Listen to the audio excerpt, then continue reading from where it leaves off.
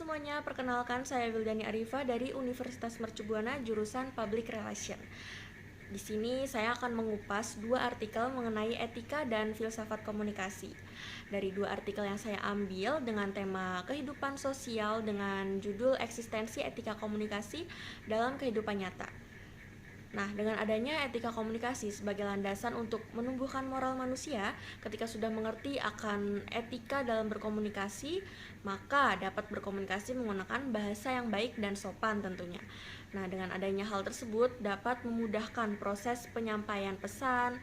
Selain itu, dengan bahasa yang baik dan sopan dapat mudah juga dimengerti oleh orang lain. Oke, dalam artikel yang pertama mengenai etika dan filsafat komunikasi dalam realitas sosial, menegaskan bahwa para filsuf memaknai etika komunikasi dalam kehidupan nyata itu ada dua sudut pandang teori. Teori yang pertama memaknai etika komunikasi di dunia masyarakat, bahwa tindakan baik dan buruk dapat ditentukan pada perbuatan yang membahagiakan banyak orang. Harus berjuang dan berkorban untuk kebahagiaan banyak orang. Sedangkan teori yang kedua ini memaknai etika adalah setiap tindakan yang dilakukan seseorang dimotivasi oleh keinginan akan kekuasaan. Kuncinya terletak pada berjuang untuk kemenangan menjadi manusia. Sehingga cara berpikir dalam teori ini dikatakan sebagai egois. Nah, sedangkan pada artikel yang kedua nih mengenai hakikat, etika dan filsafat komunikasi dalam dinamika sosial, yaitu menegaskan bahwa hakikat etika komunikasi itu sangat penting karena hasrat manusia untuk mengontrol lingkungannya. Sebagai bentuk adaptasi manusia terhadap lingkungannya serta melanjutkan warisan sosialnya, seperti orang tua yang mengajarkan kepada anaknya perihal tata krama dalam bermasyarakat. Lalu kedua judul tersebut ini memiliki kesamaan sedikit dalam sudut pandang etika dalam berkomunikasi yang mendasari pada tindakan seseorang untuk melakukan sesuatu.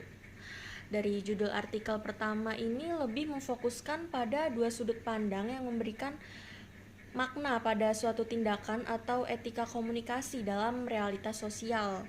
Nah, adapun pada judul artikel yang kedua ini, dia lebih menekankan pada tindakan yang didasarkan hasrat manusia dan adaptasi manusia pada lingkungan sosial. Persamaannya sama, terkait tindakan yang dilakukan oleh seseorang ya. Oke, lalu untuk implementasi pada artikel pertama dalam teori utilitarianisme ini ya oleh Jeremy Bentham dan John Stuart Mill ini adalah tindakan dapat dipercaya dari seorang kepala desa. Kepala desa ini dia bertanggung jawab pada pembangunan desa merata, akan berdampak pada kesejahteraan masyarakat tentunya.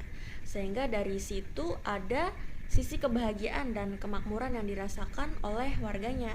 Didorong juga dengan tutur bahasa yang sopan yang dimiliki oleh kepala desa, tentunya akan membuat beliau sangat dihormati. Itulah proses dalam ilmu komunikasi. Nah, sedangkan dari teori yang kedua ini, yaitu teori egoisme oleh Friedrich Wilhelm, mengatakan bahwa moral atau etika dikaitkan dengan pengorbanan diri, yaitu seperti suara batin, gagasan tentang penghargaan dan dosa. Untuk mencapainya, seseorang perlu mengorbankan tenaganya tanpa ikut campur dari hal lainnya. Implementasinya ini ketika ingin diakui di masyarakat, sebaik apapun kita di mata orang yang sirik, maka tetap buruk dan harus dibuktikan bahwa diri kita ini baik di masyarakat dengan memiliki sifat yang disiplin, kerja keras tentunya gitu. Jadi sedangkan di judul yang kedua ini pengimplementasiannya adalah adanya tutur kata dari seseorang, tata krama dari leluhur, pokoknya kayak warisan gitu, hingga sekarang ketika seorang memakai bahasa yang baik saat berkomunikasi.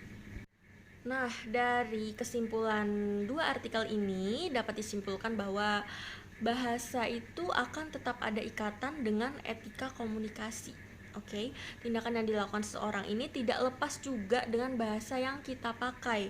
Tindakan baik, tindakan buruk, semuanya memiliki makna tersendiri dan itu juga tergantung dari sudut pandang setiap orang. Jadi diharapkan untuk semuanya agar tetap menjaga etika komunikasi, ya dengan melihat tindakan yang dilakukan tentunya. Jangan sampai tindakan diri sendiri ini dapat melukai orang lain. Oke, sekian dari saya mengenai 2 artikel yang saya ambil ini. Kurang lebihnya saya minta maaf. Wassalamualaikum warahmatullahi wabarakatuh. Terima kasih.